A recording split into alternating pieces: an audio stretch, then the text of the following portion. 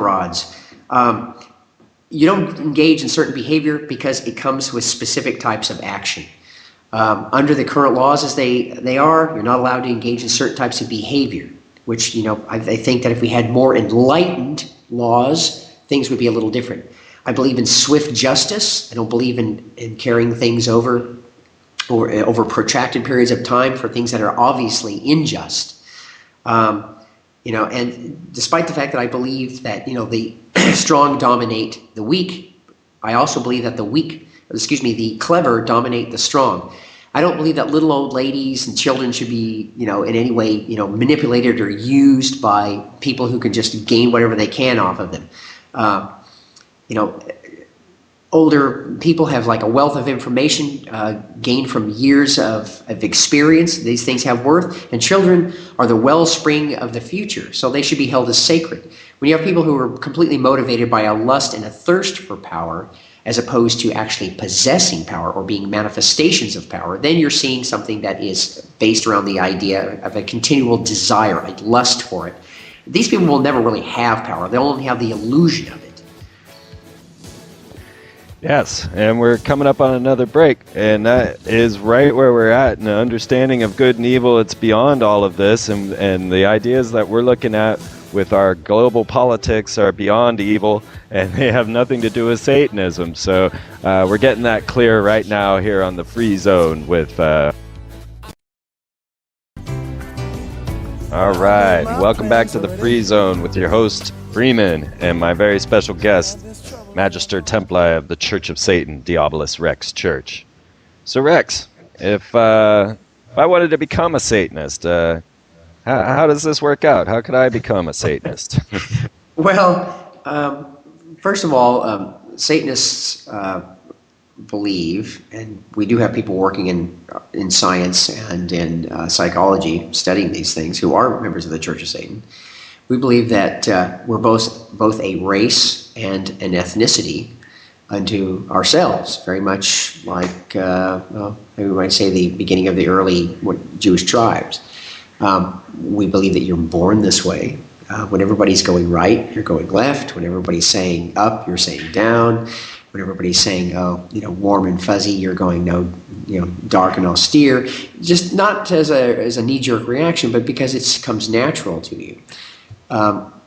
If you feel strongly driven by these things, perhaps you felt like this naturally, all your life, and you feel, well, everything that this guy has said, seems to make sense to me, but I really didn't have a name for it.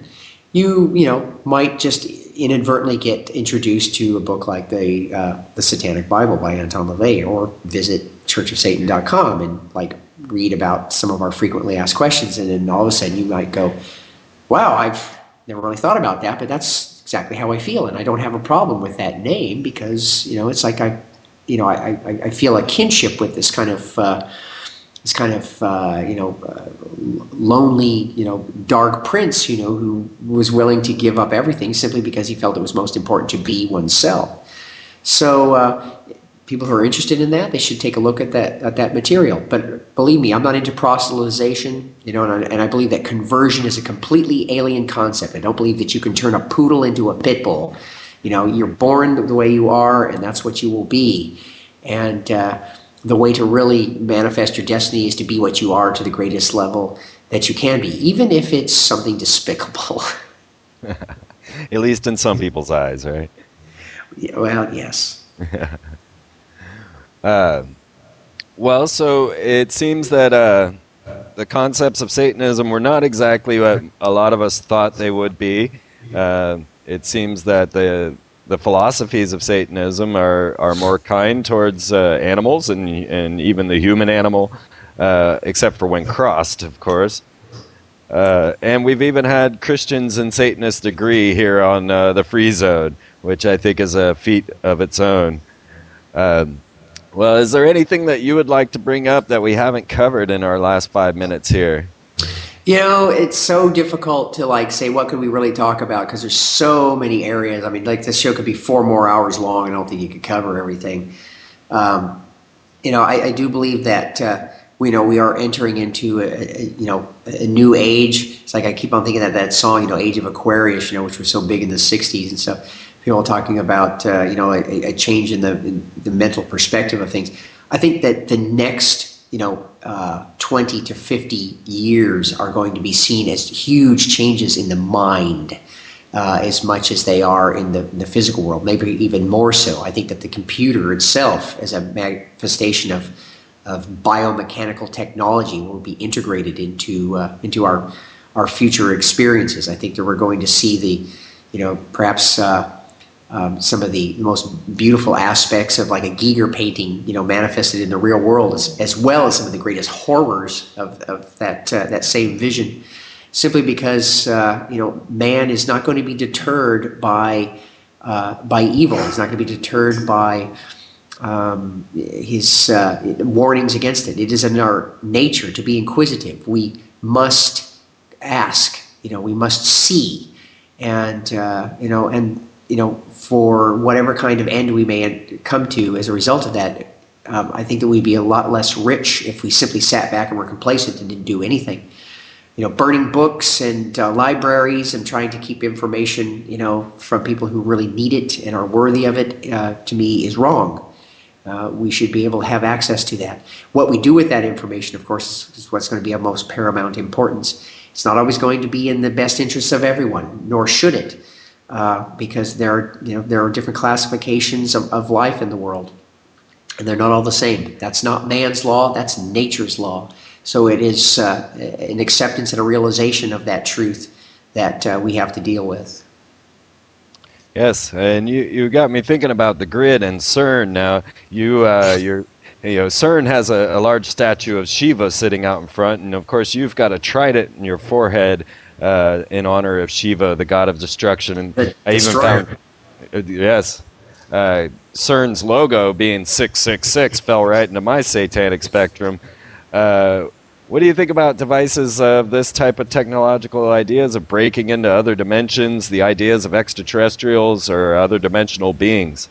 I'm absolutely, I think that we can't stand back and just wait for it to happen. I think that it's, as I said, it's in our nature to do that.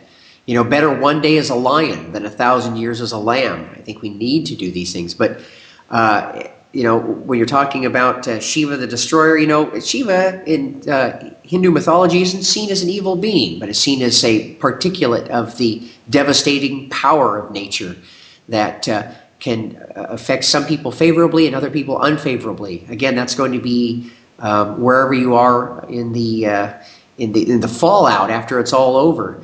So I took that symbol for myself, because the trident is also a symbol of in astrology of the Piscean gods, the Dagonic gods. So I had that implanted in that. I also have a couple of other markers on my body that signify sorcerer of apocalypse and the architect of doom. So I think it's funny because my whole project with the Ragnarok engine could certainly be seen within those parameters. Those things were first talked about, at least in the Bible, by the prophet John, who wrote the book of Revelation. It's interesting. My dad's name is John, so he was a Satanist as well, right? Yes, and I was born under the number 23. So I don't think things happen by mistake. I think that they're kind of like you fall within a specific stream of power, and I wouldn't say your destiny is necessarily set. You do have the ability to make independent decisions, but you seem to have most power when you're flowing with that stream as opposed to fighting it. So. Yeah, there is definitely a movement going into this new age where we're starting to open up these esoteric arts. More and more people are becoming... Dark age. Yeah, entirely possible. We are absolutely looking at dark times ahead.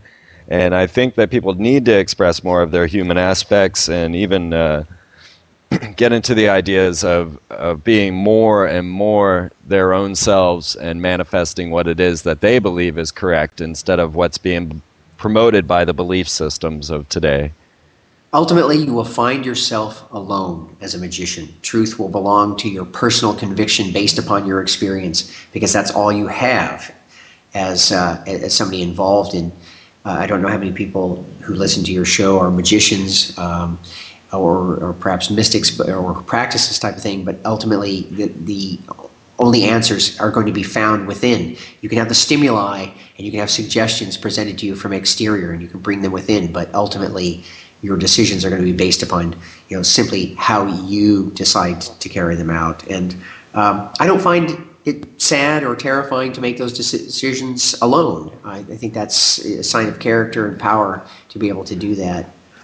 All right. Well, that's a great ending note there. And thank you, Rex, for joining me here on the Freezone. Hey, thank you for having me, Freeman. Not a problem. I hope we get to do it again. Maybe we'll get you on Freeman TV. Okay. All right, you guys. So, yeah, check out the freemanperspective.blogspot.com. Google the Freeman Perspective. Check out freemantv.com for more updates, info, and all of this at the Freeman Perspective.